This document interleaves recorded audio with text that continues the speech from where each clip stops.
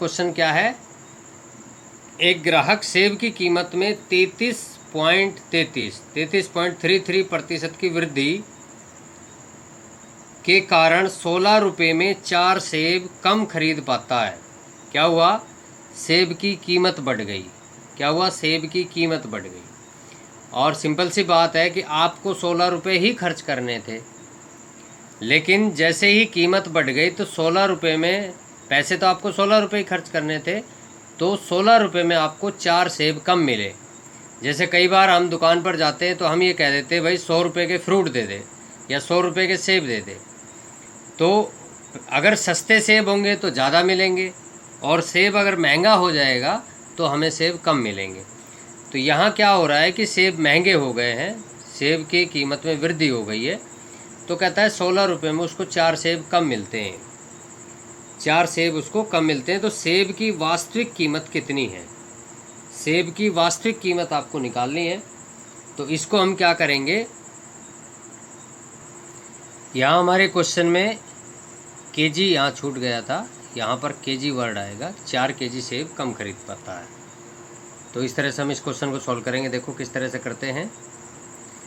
मान लीजिए कि पहले जो सेब की कीमत थी वो x रुपये थी, स्टार्टिंग में क्या कीमत थी? x रुपये, और बाद में कीमत बढ़ गई, तो बढ़ के कितनी हो गई? 33.33% कीमत बढ़ जाती है। जब कीमत बढ़ गई तो क्या हो गया, इसको हम इस तरह से लिखेंगे कि 133, 100 में 33.33 ऐड कर दो, डिवाइड बाय 100 लिख दो इस तरह से, और x। पहले कीमत ये थी, अब कीमत ये हो गई है। पहले कीमत क्या थी? x रुपये थी, फिर कीमत बढ़ के क्या हो गई? ये हो गई। 33.33% वृद्धि हो गई, तो हम इसको इस तरह से लिखेंगे, 100 में 33.33 ऐड कर दो, डिवाइड बाय 100 कर दो, और x मल्टीप्लाई में x। तो ये वैल्यू है बढ़ी हुई वैल्यू, और ये वैल्यू है ओरिजिनल वैल्यू जो पहले वाली थी। अब हम क्या करते हैं, अकॉर्डिंग टू क्वेश्चन हम चलते हैं। ये कहता है कि 16 रुपये में 4 केजी सेब कम खरीद पाता है, तो उसका अमाउंट कितना है? फिक्स है 16 रुपये। पहले कीमत क्या थी? x रुपये थी। पहले क्या थी? x रुपये, रुपये या पैसे जो भी मान लीजिए आप, x रुपये थी, तो हमने यहाँ रुपये मान के चला है, तो हम यहाँ 16 रुपये में x रुपये के हिसाब से कितने सेब खरीदे। तो ये जो 16/x है, ये आपका सेब की वेट है, आपने कितना सेब खरीदा। ये 16/x से कितना सेब खरीदा? इतने केजी सेब खरीदे। फिर हम कह रहे हैं कि इस रेट से आपने कितने सेब खरीदे, तो कम सेब खरीदे, 4 केजी कम सेब खरीदे। तो ये वाली वैल्यू, इस रेट से जब हम खरीद रहे हैं तो कम सेब खरीद रहे हैं, इस रेट से हमने ज़्यादा सेब खरीदे। तो यहाँ आपने लिखा 16 बटे में ये वैल्यू 133.33 बटे में 100x, इस तरह से आप लिख लोगे।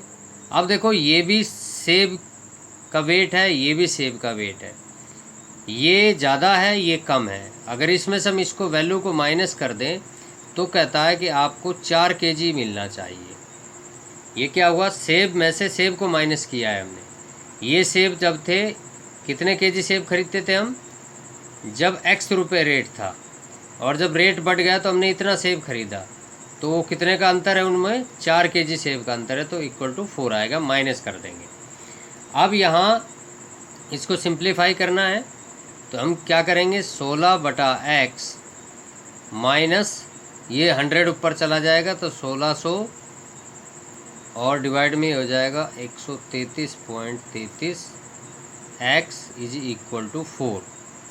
तो अब देखिए, इसको आप सॉल्व कर लीजिए। तो यहाँ हम क्या करते हैं, 16/x कॉमन ले लेते हैं। 16/x हमने क्या किया, कॉमन ले लिया, तो यहाँ बचा 1/1 माइनस 100 डिवाइड बाई 133.33। तो देखो, यहाँ जो 33 का डेसिमल था, इस डेसिमल के बदले का मैं ऊपर 100 मल्टीप्लाई कर देता हूँ। इस तरह से हम इसको कर देते हैं। तो डेसिमल नहीं लगा, इसलिए ऊपर 100 लिखा हमने। नेक्स्ट स्टेप क्या आएगा आपका?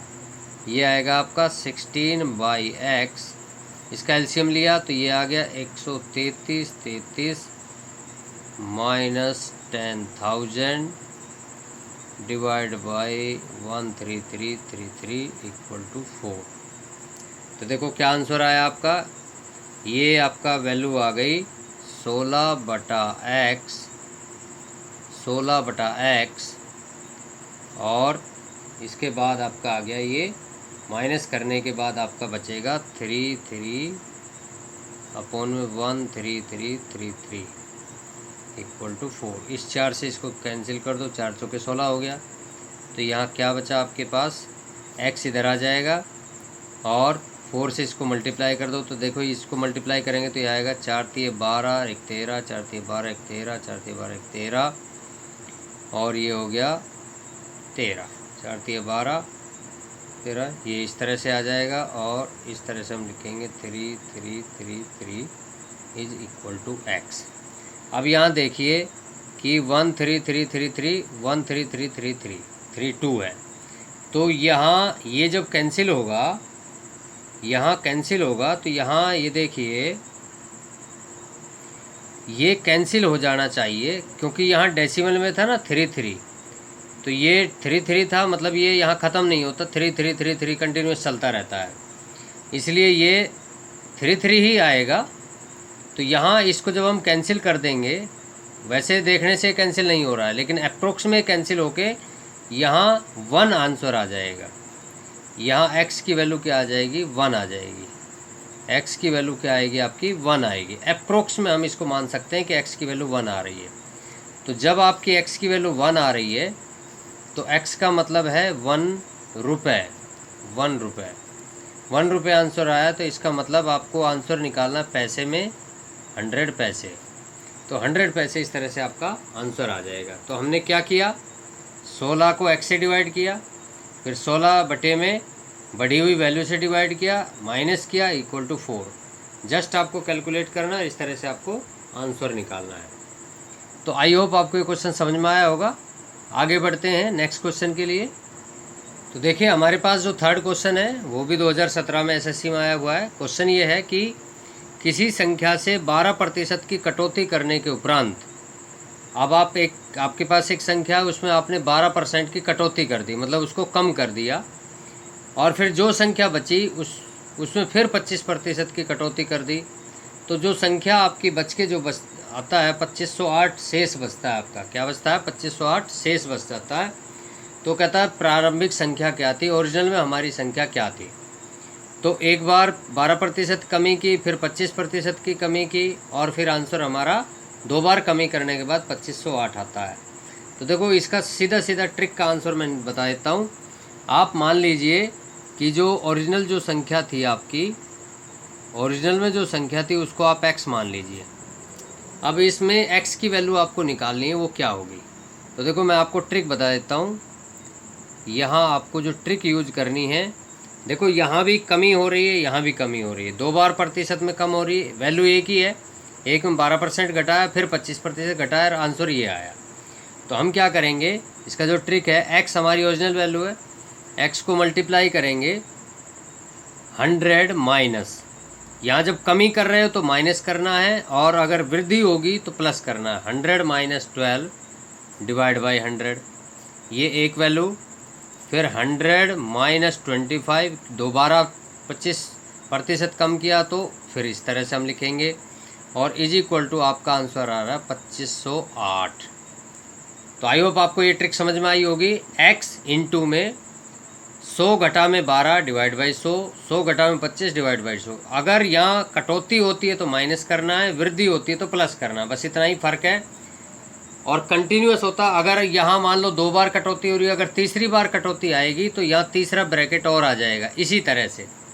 तो इस तरह से आप इसका आंसर निकाल सकते हो। हमें x की वैल्यू निकालनी है, तो जस्ट इसको सिंप्लीफाई कर दीजिए। ट्रिक हम आपको बता चुके हैं। तो ये आपका आएगा 88 डिवाइड बाई 100, और ये हो गया 75 divide by 100 is equal to 2508। मैं इसको जल्दी से सॉल्व कर देता हूँ और आप आंसर टैली कीजिए। तो ये हो गया 2508, और 100 ऊपर, 88 नीचे, 100 ऊपर, 75 नीचे। देखो कैंसिल करते हैं, तो 25 चौके 100, 25 तिया 75, और 3 से इसको कैंसिल करते हैं, 3 8 24, 3 तिया 9 और 3 6 18, 836 आ गया। और अब हम कैंसिल करते हैं, 4 से इसको कैंसिल किया, ये 22 आया। 22 से हम इसको कैंसिल कर सकते हैं। 22 से क्या, 2 से कैंसिल करते हैं, 2 से 11 से 2, 11 से ये कैंसिल करेंगे तो ये आ जाएगा 76, और 2 से इसको कैंसिल किया तो ये आ गया 38। तो 38 ये, 100 ये, तो ये आपका आ गया 38 और 00। क्या आया ये? 38 00। ये आपका आंसर आएगा। ये क्या है? आपकी x की वैल्यू है 3800। तो ये आपका ओरिजिनल आंसर था। तो आई होप आपके क्वेश्चन, ये ट्रिक समझ में लेनी चाहिए आपको। ट्रिक समझने के बाद आप ये कैलकुलेशन तो इजीली कर सकते हैं, तो मैथमेटिकल कैलकुलेशन है, लेकिन ये ट्रिक आपको याद रख लेनी पड़ेगी। तो x मल्टीप्लाई में 100 minus 12 divide by x, 100 minus 25 divide by 100 is equal to जो वैल्यू बचती है वो। तो इस तरह से आप कैलकुलेट कीजिए और आंसर निकालिए, आपका आंसर आ जाएगा। तो आई होप आपको ये ट्रिक समझ में आई होगी।